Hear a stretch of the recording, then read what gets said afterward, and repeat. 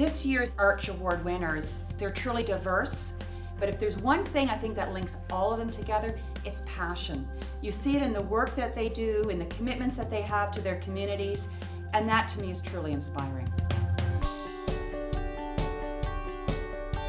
I've been working the last 4 or 5 years with an organization called the Equality Effect, which is based in Canada, but which works very closely with partner organizations in Ghana, Kenya, and Malawi. And so one of the first projects that we worked on was the 160 Girls Project.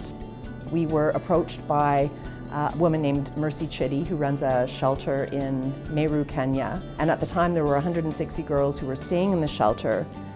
Many of these girls were having a very difficult time in their dealings with the police. And so in addition to having to deal with the trauma of having been sexually assaulted, we're also having to deal with the justice system just not responding to their concerns. And so we looked at a number of different options and decided that our best chance of success was to bring a constitutional claim against the government of Kenya. I'm very happy to say that the case was successful, and we're training police now to do investigations that properly take into account the rights of these girls and their families.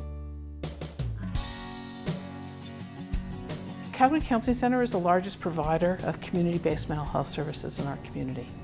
And we do 3 things. We provide counseling services, we train, so we really are training the next generation of counselors. And the third thing we do is research. And the research we do is counseling research. We do research about counseling, trying to understand how to help people benefit more from their services. One of the first projects I was asked to do as Director of Counseling was to try and understand why for every 100 men registering for our male domestic abuse program, only 30 ended up into the group program. We used our experience, we used the research data, but we also used best practice to help develop a program that resulted, even today, in almost 80% of the men finishing the program. And those numbers aren't seen anywhere in North America. I personally do a very little bit of counseling. Mostly that's my passion for the work. And it gives me the lens through which I lead the agency, through which I do my research, through which I partner with the university, through which I teach. To me, it's all interconnected, but it really begins with the clients. I started at the University of Calgary in fall 2006, was in ministry for a couple of years, training to be a pastor, and then left the church, came out of the closet, went back to UC in July of 2011. During that year back, I took one acting course, fell in love with drama again, which I had done in high school. I was in just a few productions, playing Jesus all the time at church, and I was like, this is what really makes me come alive. Not just playing Jesus, but being in drama. And so I thought, well, I wonder how I can investigate that. Third Street Theatre is Calgary's queer theatre company, and we focus on the culture, values, and voices of LGBTQ people in our community as well as across the country. Calgary's queer community has really evolved so much that now we have our own stories to tell and to share, and now it's really about me going out and finding those stories in this city and then saying, let's create it, let's make it amazing. If there is conversation, I feel like we've done our job. Theatre has changed my life, and I believe theatre changes the world. Going back to grade 12, I always wanted to be a social worker. I'm a survivor of the residential school and just trying to improve upon services for children and families and mothers and dads. Here at the Aboriginal Friendship Centre, we developed an Aboriginal case management study for all the agencies that worked within the Calgary Homeless Foundation.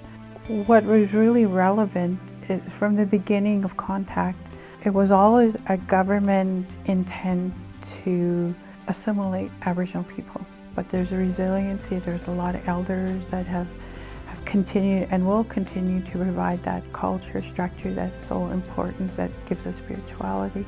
I thoroughly enjoy working with community. I try to inspire them, try to give them hope, try to look at their self-worth. I feel blessed because they're able to do it, and I've had the opportunity to walk with them in their healing journey.